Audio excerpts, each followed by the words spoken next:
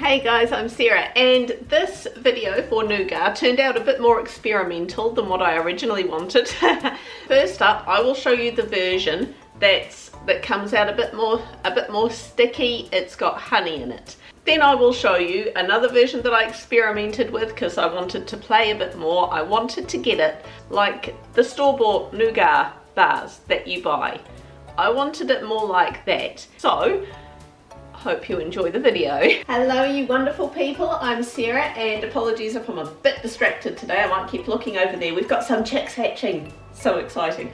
Today I'm going to make some nougat because I thought this is something it's cheap, it's semi-easy. I say semi-easy, the process itself is not hard, but once you start you have to kind of act quick so it doesn't all congeal and basically turn into super glue. First thing I'm going to do, I'm going to prep a few things to start with. You want to prep your containers, prep your bowls, make sure you are ready to go. I was wanting it to be semi-Christmassy because I thought this would be a good idea for something that's a really cheap little gift. You know, make some nougat, even if it's just a few pieces, wrap them in some cellophane. It's just a nice little gift for, like, you know, extended family or work colleagues if you do that sort of thing. I've just got some almonds and a few pistachios. There's no rules though as to what you actually put into it. I've got some glacé cherries as well that I'm going to chuck in because Christmas. But you do want to roast your nuts because apparently they do go kind of a bit soft and soggy once the nougat is made if they're not roasted first. So I'm just going to chuck them in the oven for 10 minutes while I prepare my pan. The recipe I'm using calls for about 8-inch square pan. Now because the substance we're making is super mega sticky, you not only want to line this, but you also want to, if you've got oil spray, or just spread some oil on your baking paper as well as putting the baking paper in there. Now we want 1 egg, reasonably largish egg, at room temperature. We're just using the white. If you've got a stand mixer, this is the way to do it because it's a lot easier when it comes time to mixing the hot mixture in. However, if you don't, you can just use a hand mixer along with a pinch of salt. And we're going to mix that until it forms soft peaks.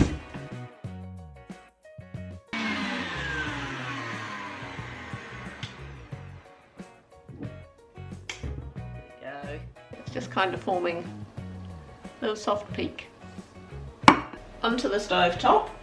Just want to get a pan and we're going to add 3/4 of a cup of sugar and 1/4 of a cup of honey, along with 2 tablespoons of water, and we're just going to cook that slowly until the sugar is completely dissolved, and then we're going to turn that up so it starts heating up. And we want to get a thermometer in there because we want it to get 137 degrees Celsius or 280 degrees Fahrenheit.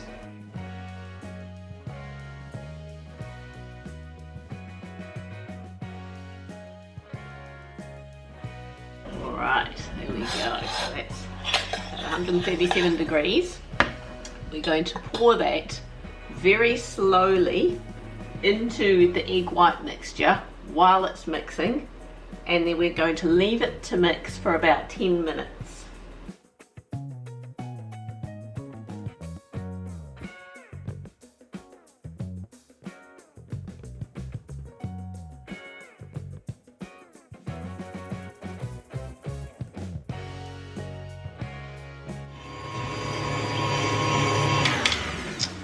Okay, that has mixed in beautifully. Don't drop that. Now here's the thing, we want to move quick. I've got about a cup's worth of nuts there, and we got about half a cup of those glacé cherries, but I mean dried apricots, cranberries, anything like that will be beautiful. Going to get a spatula, give this a really good mix around. Oh, and I've lost the head on my spatula. Okay, maybe don't use a cheap Kmart one. You can see that's super duper sticky, and it starts going sticky really quick. I'm going to put this into the pan in the gloopiest, most non-elegant way possible, while making this look as difficult as I potentially can. Put a bit of oil on the back of the spoon. There we go, that's the way to do it. I think when they said an 8-inch tin, they meant like a bread tin, because that's not going to be very thick. I'm chucking it in here. That's okay, this is just me experimenting, you know. If you're watching this and it looks like I'm even remotely coordinated here, that means I have done some mean editing. We want to put another piece, non-stick paper, oiled, on here, press it down.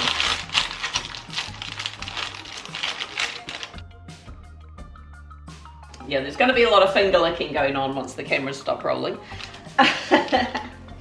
Some people say rice paper. You can use rice paper, you know, and you can like wrap it up and give it as gifts like that.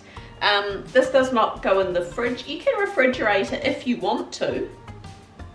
However, I've been told it's best left on the bench. I guess it depends how chewy or crispy you want it, so I'm going to leave it for a couple of hours on the bench. Apparently overnight is best, but that's all right. It's a good few hours till the kids are due back from school, and we'll give it a test later on, see how we go. Okay.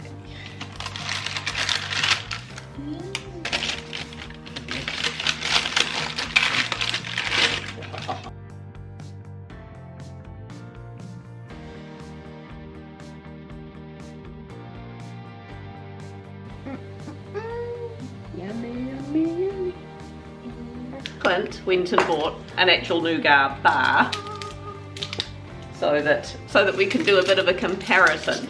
I think look-wise the store-bought one's better, but taste-wise homemade's better. I haven't had a taste yet. All right. You really so, store-bought one is almost marshmallowy. Yeah, it tastes like that marshmallow fondant stuff that you make. Mmm. The homemade one tastes It's so sweet. like It's ambrosia. Does it? I definitely like the homemade stuff more. Mmm. Oh yeah, taste-wise, the homemade one wins. You can really taste the honey in it. I don't think the store-bought one has honey in. I think it's just sugar. Mmm. The homemade one, this is definitely stickier. I think it needs to be, as a lot of people say, they put rice paper around it if they're gifting it. They say to store at room temperature, but I think this would be best stored in the fridge. But that is so yummy, especially, I mean, you need lots of nuts and stuff in it because it's gooey and it's sweet. Okay, so after doing the honey taste test, it was yummy. It was definitely yummy, but it wasn't something that you could give someone as a gift or anything, because the texture of it was just too smushy, it was too sticky. And there was something about that the honey was just a bit overpowering, so I had a go at making it with sugar. I did the exact same thing. I whisked up 1 egg white with a pinch of salt till it formed soft peaks. You may hear chicks chirping in the background. Yes, we have 3 chicks that have hatched. 1 more's on its way at the moment, hopefully in a 5th, but we'll see. Anyway, that's another video. So I decided I'm just going to replace the honey with sugar. So instead of 3/4 of a cup of sugar, 1/4 of a cup of honey, I just heated up 1 cup of sugar with a couple of tablespoons of water, and I decided a bit of vanilla essence, so it's not just sugar flavour, you know, it's just got a bit more flavour to it. So I added a teaspoon of vanilla essence as well. Now, I never actually ended up even adding that to the egg white, because I could see that it was going, as soon as I took it off the heat, it was going from liquid straight away to just granulated, and I thought, the texture of that is not going to be good. It's just going to be grainy and ick. So I decided not to waste my egg white on that. I decided back to the drawing board. Now apparently you need to add another kind of liquidy sugar like glucose syrup if you're not using honey. So I added the couple of tablespoons of water into the pan, the cup of sugar, and I added 2 tablespoons of glucose syrup, which fortunately I had in the pantry, along with that teaspoon of vanilla essence. Whisked it all up. Now apparently the temperature that you bring the sugar syrup to actually affects the final outcome as well. It affects how hard or soft it is. So the first lot I brought up to about 137 degrees Celsius, I think it was. It was way too soft for my liking. So this one I actually brought it up to 150 degrees Celsius. And then, as per before, poured it really, really slowly in with that egg mixture.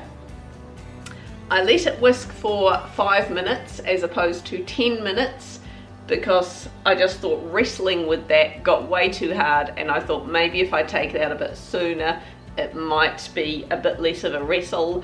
No, it wasn't. I could reuse the baking paper from my previous escapades because they still had oil on, they hadn't got any residue on, they were fine. So I managed to reuse my baking paper, just put it in the same pan, just pressed it down now, and it is setting as we speak. So after wrestling with that again, oh, and also because I didn't have any glacé cherries left and I was nearly out of it, I didn't buy any more pistachios because they're super expensive, but I did have some almonds left, and I got some dried cranberries because I thought they would be a bit nicer because nougat is such a sweet thing as it is.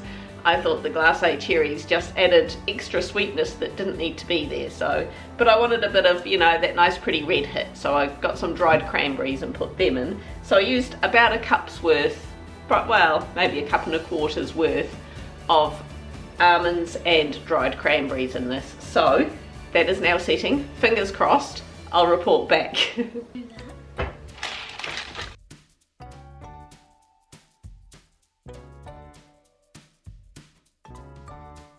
Now that looks more like what I had in mind. That is definitely a smooshier. It's not sticky like the honey one was. Oh yeah. That wavy. That's good. Mmm. Is there jam in here? No, it's just a cranberries. Probably just the cranberry sort of mixed with the sweet stuff. But it has that tang like my plum jam does. Okay. That is nice. That is much more. It's. I suppose it's the same ingredients basically as a meringue. It's quite sort of meringue-y tasting, isn't it? But it's smooshy. Yummy. But it's not sticky. So if you were gonna go down the gifting route, then this is the version you'd want to make because it's not smushy and sticky. It's not going to melt in hot weather. At least I don't think it would. That is like the bought stuff. That is legit. So it seems to taste better. I am missing the pistachios. I would like the pistachios in there Nah. again. Really? I throw it out. However, that was just me because I'd used them all up in the first batch. I was too stingy to buy more. I throw it out pistachios. Well, that's you. You're weird. So anyway, there we go. That is awesome. Hit like, leave us a comment down below, subscribe, And eat it. And eat it. Bye.